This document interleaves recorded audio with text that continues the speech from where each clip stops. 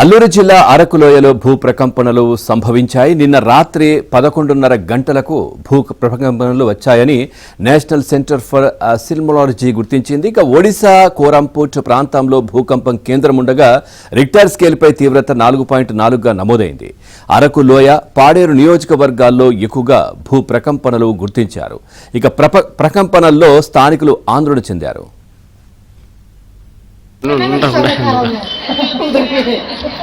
Car పెడతాడు కదా దానికి తీసినట్టు వచ్చింది ఇక్కడికి.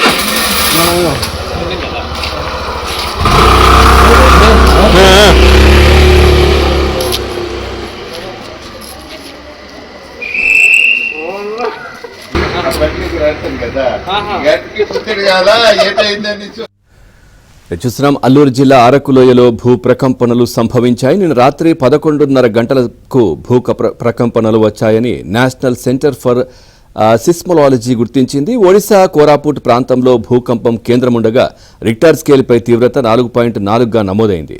అరకులోయ, పాడేరు నియోజకవర్గాల్లో ఎక్కువగా ఈ ప్రకంపనలు గుర్తించారు.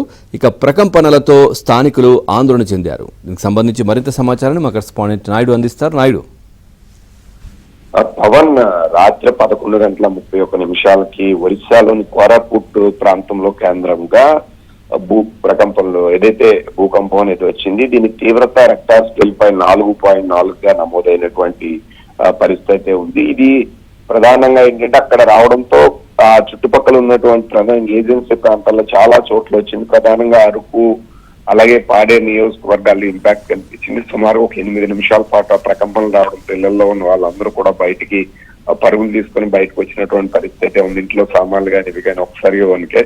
సో ఇది రావడంతో ఆ చుట్టుపక్కల ప్రాంతాలందరూ పదకొండు ఏం జరుగుతుందో, కొంతమందికి శబ్దంలా వినిపించిందని, సౌండ్ లా వినిపించింది అనేది కూడా కొంతమంది చెప్తున్నటువంటి పరిస్థితి అయితే కనిపిస్తుంది. గతంలో కూడా ఇలా ఇదే తరహాలో విశాఖపట్నంలో కూడా ఒకసారి భూ ప్రకంపనలు అనేవి వచ్చినటువంటి పరిస్థితి ఉంది. అయితే సర్వసాధారణంగా ఎప్పుడు కూడా టెట్రాప్లేట్స్ మధ్య ఇది జరిగేటప్పుడు సహజంగా వస్తూ ఉంటాయి.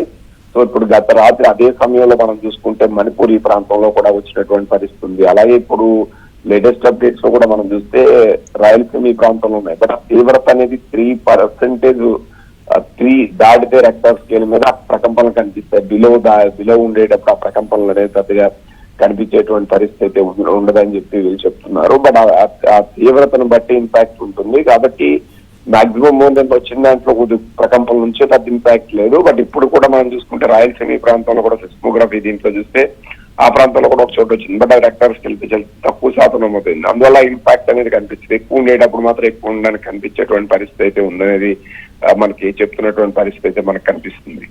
Right, thank you Naidu, thanks for the updates.